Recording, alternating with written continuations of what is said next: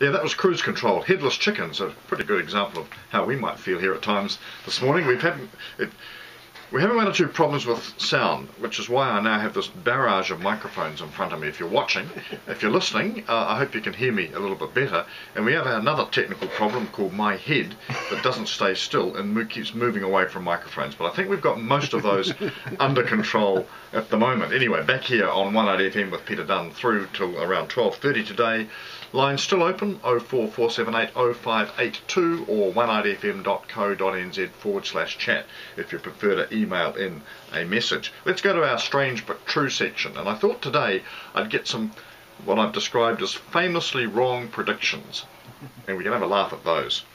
We'll talk about computers first of all. Popular mechanics, which is, and we're surrounded by them here, popular mechanics, which is a sort of the Bible for people who like all this technological stuff. In 1949, Popular Mechanics announced that computers in the future may weigh no more than 1.5 tons. I don't think we've got 1, 2, 3, 4, about 5 computers here. I don't think we've got 1.5 tons of computers. And more up in the office. And more upstairs. But just imagine, great news kids, your computer will weigh no more than 1.5 tons. And the chairman of IBM in 1943, a man called Thomas Watson, said, I think there's a world market for maybe 5 computers. The editor of a business book for Prentice Hall, speaking in 1957, said, I've travelled the length and breadth of this country, I think it was the United States, and I've talked with the best people, and I can assure you that data processing is a fad that won't last out the year. Okay, so that was all a long time ago, but let's take it a little bit more modern. In 1968, an engineer at the Advanced Computing Systems Division of IBM said, when someone told him about the invention of the microchip, he said, yeah, but what's it good for? 10 years later, in 1977, this is the president and chairman of Digital Equipment Corporation, Mr. Ken Olsen, said, there's absolutely no reason anyone would want a computer in their home. But I suppose it's hard to be surprised. After all, Western Union, way back in 1876, just after Alexander Graham Bell had invented the telephone, said, this telephone has too many shortcomings to be seriously considered as a means of communication. The device is inherently of no value to us. So okay, we can all laugh about technology getting things wrong, but arts and theatre have been wrong too. The Decca Recording Company in 1962 received an application from a group wanting to be recorded, and they said, we don't like their sound, and anyway, guitar music is on the way out. The group they were referring to was the Beatles. And one of the greatest films ever made was Gone with the Wind, and one of the great stars of that was Clark Gable as Rhett Butler. You know the wonderful line, frankly my dear, I don't give a damn. Well, apparently he wasn't first choice to play Rhett Butler. Gary Cooper was the first choice, but he turned it down and he said, I'm just glad it will be Clark Gable who's falling on his face, not Gary Cooper. Well, after Gone with the Wind proved to be the most successful movie of all time, I wonder how Mr. Cooper feels. So, just goes to show, famous last words are still alive and well. There are a few more of them. I'll have a few more strange and curious facts for you next week. Meantime, I'm going back to our messages, and this is one from Ari, a topical and controversial issue, and one I think that's got a lot more to play out on yet. And Ari says he's very concerned about the immigration bill currently before Parliament. It looks as though we're going down the same path Australia has with boat people and illegal asylum seekers, and I do not want to see the same things happening here. Are you going to act to have common sense prevail? Well, just to put everyone in the picture, we've got a bill before Parliament at the moment that enables people who come to New Zealand or claim refugee status, but are in a group of more than 11, can be detained and treated as special rather than refugees in the normal sense. And there's a whole lot of civil rights and human rights implications that flow from that I won't go into. Essentially, it's designed to stop New Zealand becoming a sort of a soft touch country, or being seen to be a soft touch country, from the asylum seekers and the boat people that are currently going to Australia. That's the theory of it. I think there are a couple of practical problems. In fact, the vast majority of the boat people who head for Australia in pretty flimsy, unsafe boats are going from Indonesia to Christmas Island, which is a journey of, I think, around 120 miles or something. It's a fairly short journey, and it's a pretty risky one over treacherous seas. To carry on to New Zealand, it's something like a 7,000 kilometre journey further than that. So the chances of them actually doing it are in reality pretty low. But I'm told the bigger risk is actually not that traditional source, but some more sophisticated people smuggling arrangements coming out of India, Sri Lanka and that side of the world.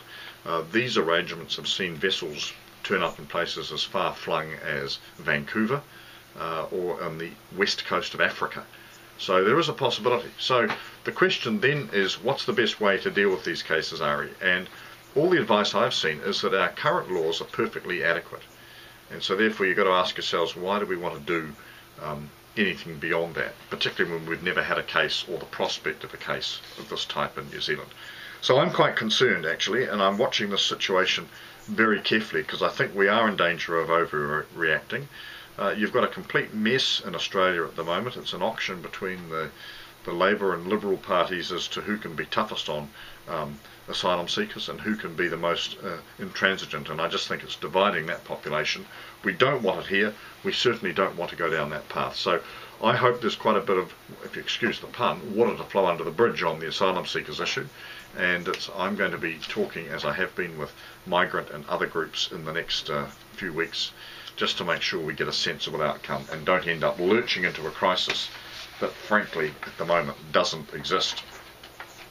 Now, a question from Tama: how can you work in government alongside the Maori Party when they seem to have sold out on every principle they stand for, and when you agree with John Key that no one owns the water?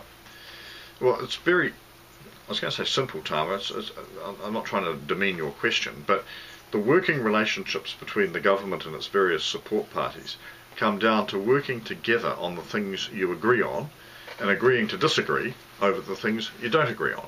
So in the case of the water rights issue, I think that you're starting to see a process developing between the National Party and the Maori Party for handling that. The United Future's view has always been that water and air are inalienable and indivisible issues owned by all of us, so you can't draw a line. Now, there is a difference between recognising customary access and customary rights in respect of sections of the waterways in particular, a bit more difficult in respect of the airways because it's more pervasive, which I think can be addressed, and I think this is where the discussion is likely to head over the little while. But we'll continue to work together as partners on the things we agree on and continue to provide good government, and where things are unable to be agreed, then essentially they get parked. And I think that's pretty reasonable actually. It's the way life generally operates. Now, our final question today is from Owen. Pretty blunt, pretty clear.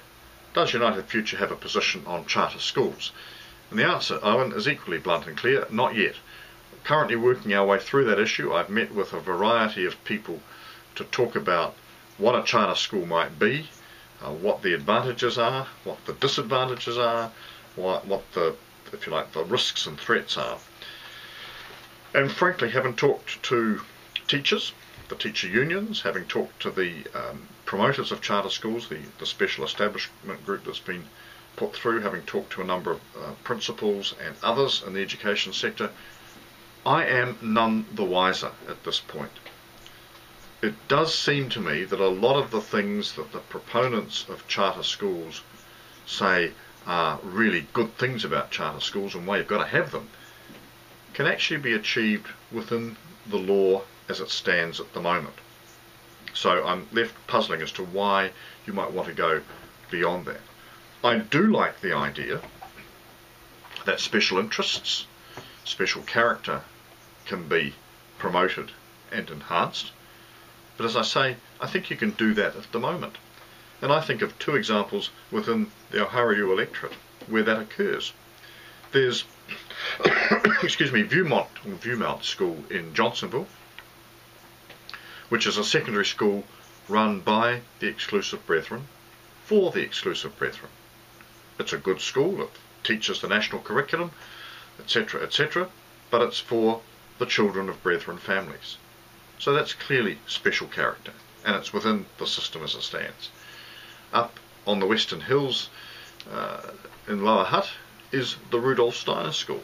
Again, the Steiner philosophy being taught within the context of the national curriculum and the educational framework. So the question that still remains in my mind, Owen, is take those two and maybe treat them as extremes if you like. Say, well, if they can operate within the current system, if they can provide their special flavour, their special brand, and appeal to their special audiences, why do you need to have a charter school that's going to do something beyond that? I'm still perplexed and confused, and I'm still seeking definitive answers. And when I've got them, I'll tell you. But at the moment, I don't have them, Owen. So we won't take a position on charter schools until we're absolutely convinced, one way or the other, that these are good or bad things. Now, if you were listening very carefully at the moment, you will see that my voice is getting to be rather strange and strained. I've had a cold all week. I apologise for that. I'm going to have to just take a moment out to have a cough, if you excuse me. That's better. But this brings us to the end of the show today. I'm not going to be with you next week. I'll be back 2 weeks from today, same time, 11:30 on a Saturday morning here on 1RFM, the voice of Newlands and Johnsonville. Remember, this is the power of local radio, and if you're watching us on the website, of course, it's the power of local television as well, to get your message to you in your language about your community. That's 1RFM. That's what we're here for. That's why I keep coming back each Saturday, or when I'm available most Saturdays, to talk with you. I enjoy your messages and your comments and your feedback. Today we had the special privilege of DJ Tweenie joining us to talk about what's a pretty hectic and extraordinary lifestyle she's got, and obviously what it's like to be one of the stars of the GC as well. 7 days from now, I won't be here, but I will be 14 days from now. In the meantime, go well, take care, and I'm going to go out today on Anika Moa's Dreams in My Head, which is what's going to occupy me for the next of the weekend. Cheers, have a good time.